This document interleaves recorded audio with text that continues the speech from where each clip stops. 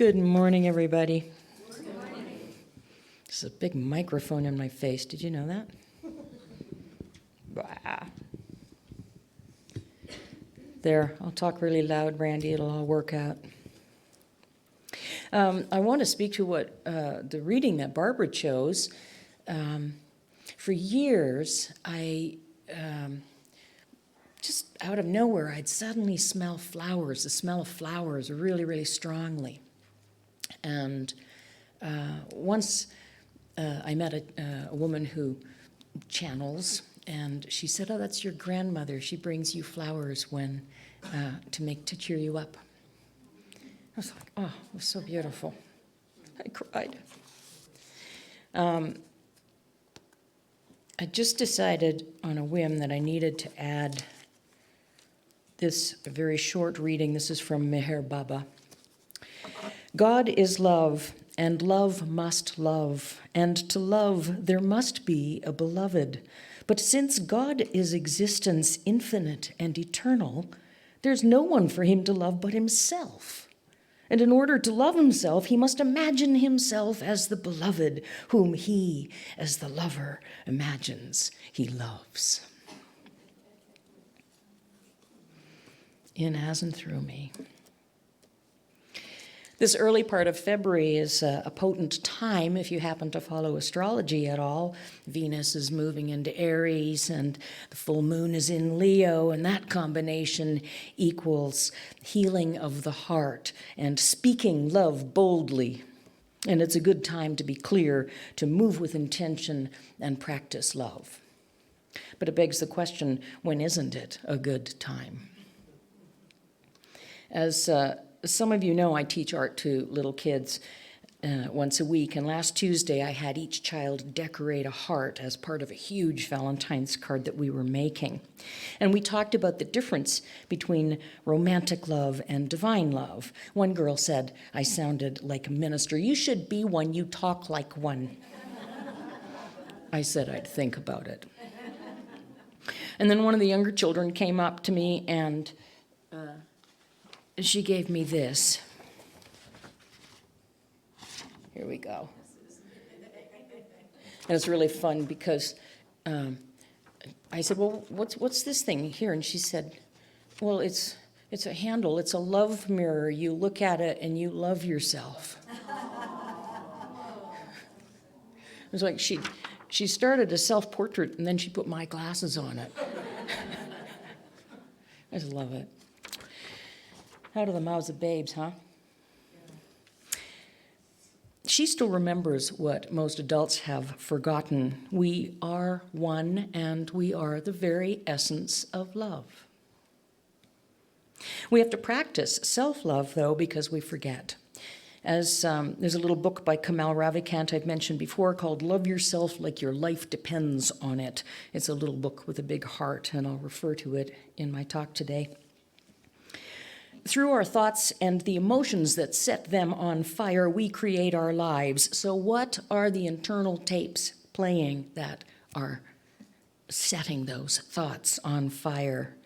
I know that I've come a long way in learning to love myself, but still, little old tapes can show up. So I have practices that I use to remind myself. And fortunately now I have a love mirror, so that's going to help. Loving ourselves is a lifelong practice, and no matter where you are on the spectrum, you can either begin or deepen your practice by just saying, I love myself. I love myself. Over and over. Keep doing this hour by hour and day by day until it creates a deep enough neuronal pathway that it becomes your default mechanism. So here's a reminder why this works. We think we're thinking. We all think a lot, right? Except mostly we don't think. Mostly we remember, we relive memories, we run familiar patterns and loops. We have loops for everything. But those events that generated the most feelings have the biggest charge, and we play those ones more often. Though we trigger those feelings again, and those neuronal pathways, the grooves in the mind just get deeper and deeper. And they become so automatic that we can reach a point where we feel we don't have a choice. Well, it's just how I feel. I can't change my feelings. Yes, you can. Feelings change all the time. You might be living by default, and it's sometimes to our advantage, but sometimes not. Feelings are totally changeable. Ravikant says, if you've had a thought once, it has no power over you, but repeat it again and again, especially with emotional intensity, feeling it.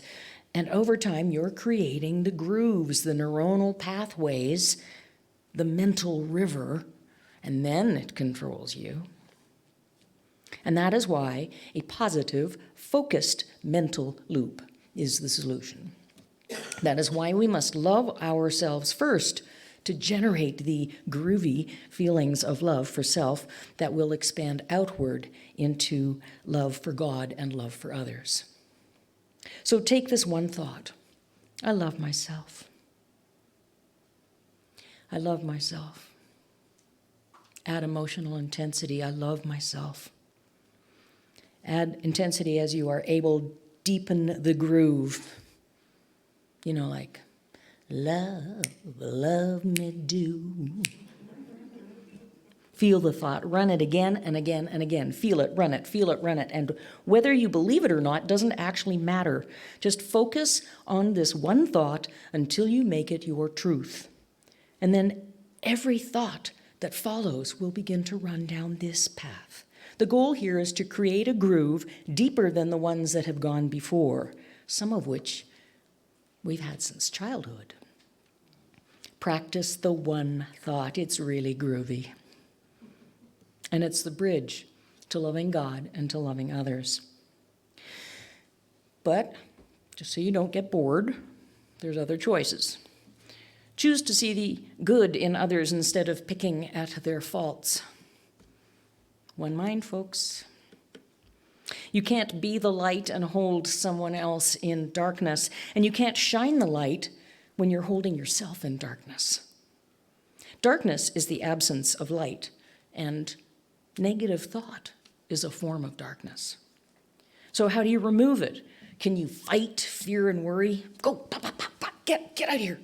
Can you just ignore sadness and pain? No, I'm fine. I'm good. Can you just push self-loathing into your shoes and have it stay there? Oh, that'd be creepy. Ow, ow, ow, ow, ow. Ravikant says, imagine you're in a dark room and it's bright outside, and your job is to go to the window, pull out a rag, and start cleaning. Just clean. And soon enough light enters naturally and takes the darkness away. It's that simple. Each time the mind shifts to darkness, fear, worry, pain, as soon as you notice, clean the window. Light will flow in. I love myself. I love myself. What was that kung fu movie? Wax on, wax off. Practicing home alone is simple enough, but then we have to go out into the world, and sometimes we have to practice with other people. You know, sometimes Doug and I have guests at our B&B that are not respectful. They seem to operate with a completely different set of guidelines, and they leave our home not as they found it. And sometimes I feel betrayed by that. Eventually, while I'm in there grumbling and cleaning things, I come back to the practice. I love myself. I love myself. And then the healing begins, and before long, the domes are clean again, and so am I. We have to get out our mental rags and practice new mind tapes until our window on the world is crystal clear. And it may take a lifetime of practice. What a life. We talk about the love of God, loving as God, loving one another, loving all mankind. Heck, we don't even like all mankind. It seems very difficult to do, doesn't it? But I maintain that old adage is true, which for the record I argued blind for years. You cannot love anyone else until you love yourself. The God self seeks itself to love itself. And when we have fulfilled that promise, we're able to move into an expanded love, expanding out into the world. And it's important to remember, loving everybody doesn't mean liking everybody. We still have discernment. We can discern, we choose with whom we wish to spend time. We can choose to keep our distance from people who are not operating in a manner that feels correct for us. I think we try so hard sometimes to be nice to everybody and like everybody, we may put ourselves in harm's way sometimes. If they're not energetically correct for us for some reason, it doesn't mean they're bad. It's just not a good fit. So love them from afar. Know that they are divine and see them rising to the highest version of themselves. No separation. Ravikant talks about loving yourself as though you are hanging from a cliff by your fingers and only your self-love will pull you up. If we are talking about that kind of self-love, we also have to be talking about self-forgiveness. That might sound confusing. Doug and I were talking about this. If we love ourselves, then there's nothing to forgive, right? But I'm not sure it's that simple. We love the part of the self that we know is the God self, but there's always the paradox of being human, of being in form, and we don't always do in form what we might like to think we would do if we were operating fully and completely as our God self. And so in that moment, we have self-judgment. We either have to find a way to have compassion for ourselves, or we have to change the descriptors about what it means to be human and be divine. If we know that we are eternal, then we must know there's a way of being that's in alignment with that, in the same frequency. And because of all the information available, cultures, attitudes, mores, experiences, media, blah, blah, blah, all those things that feed our conscious and subconscious state, we've developed beliefs about certain things, from not exercising enough to not achieving some standard that we've set for ourselves. We have ideas about what the ideal is. So where did this come from, this ideal? If we had no awareness of some kind of higher vibration, it wouldn't even be a discussion. And then if we don't meet that ideal, we're kind of down on ourselves. Self-judgment. But I'm perfect in my God self, but I shouldn't have eaten that bag of chips. We have to find some way to have compassion for the self, and it starts by practicing love, loving thoughts, loving attitudes. We must have compassion for the paradox of being human. And consider the rising up into the highest version of ourselves to just simply be a journey. No judgment, it's just a transition from one state to another. Hot air rises, cool air condenses moisture and creates rain or snow. It's just about transitions. As long as we're holding and practicing the idea that we're godlings, then we continue to unfold into our fully Christed selves. And if we choose not to acknowledge that and just say, well, this is it, this is all there is, I'm a human being, there isn't anything else, that's fine. It doesn't change the truth, it just changes the choices we make. We are divine whether we know it or not, and whether we believe it or not. All we can do is choose the level of awareness that we wish to have in our journey. If you want to just go to work, hang out with the guys, have a beer, shoot some pool afterwards, maybe try and get a vacation every couple of years, see if you can take the missus along with you, that's fine. You don't have to do anything else. And if you are filled in that lifestyle, it's perfect. You're a perfect version of you.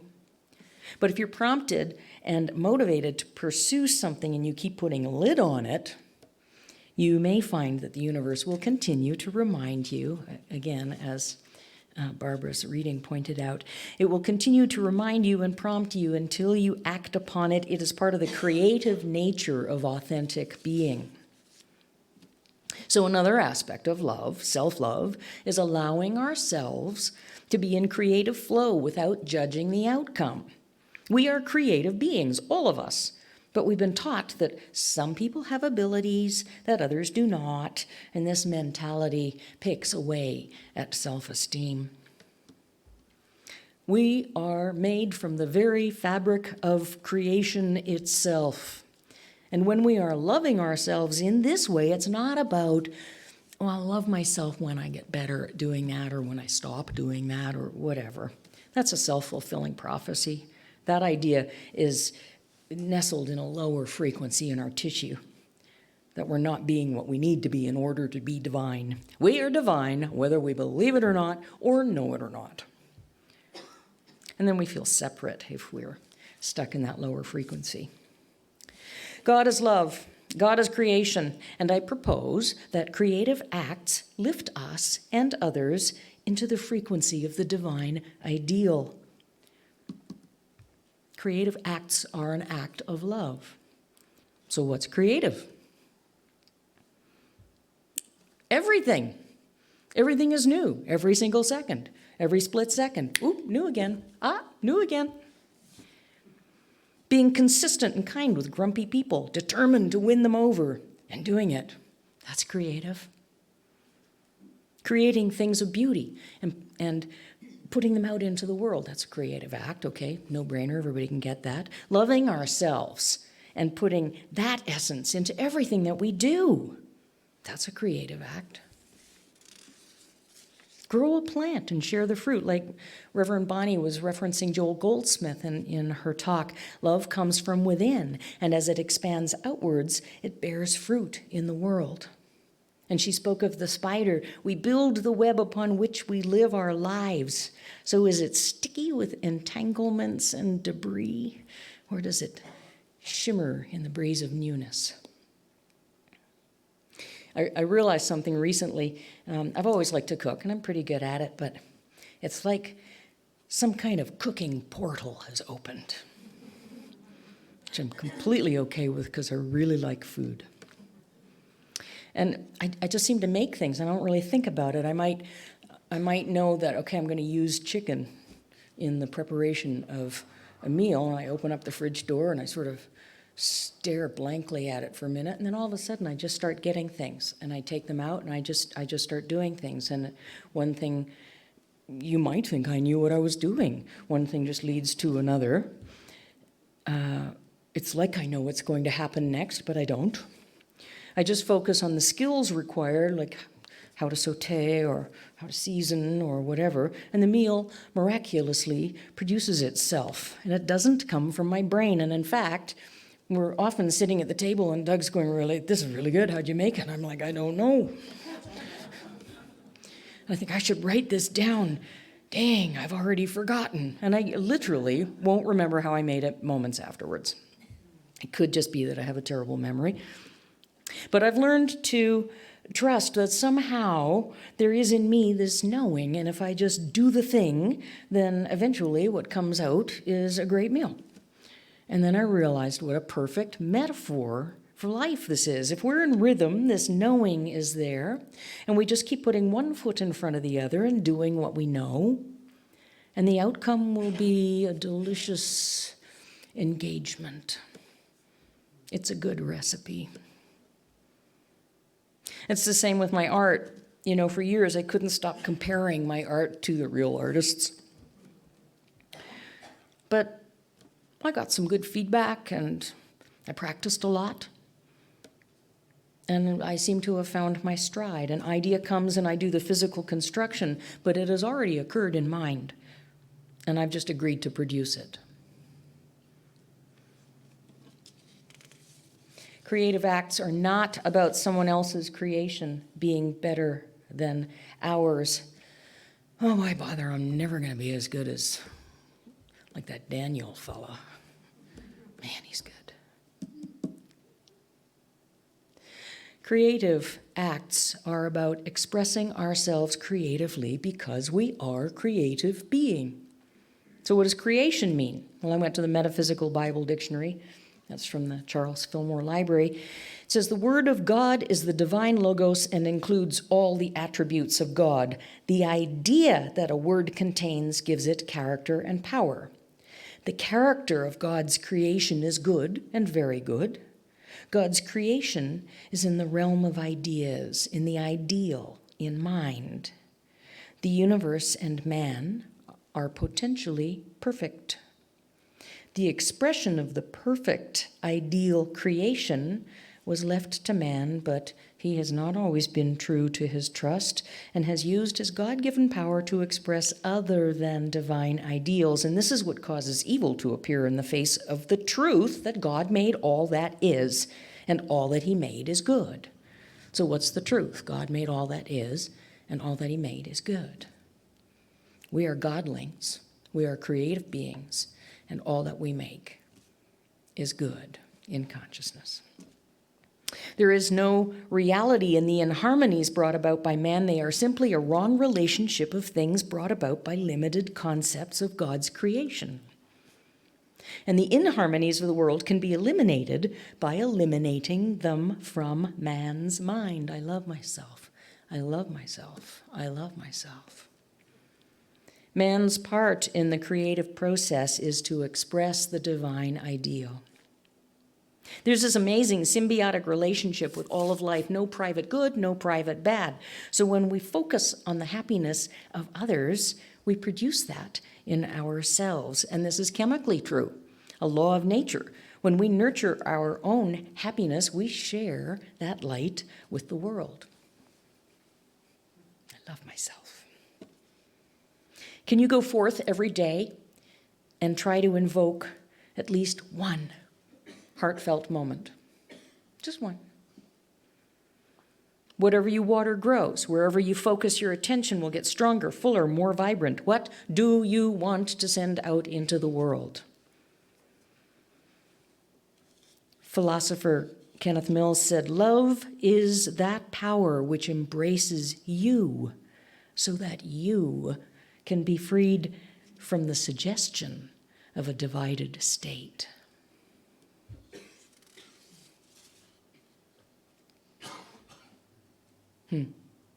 I think when we're still in utero and up until the age of, 5, 6, we know that.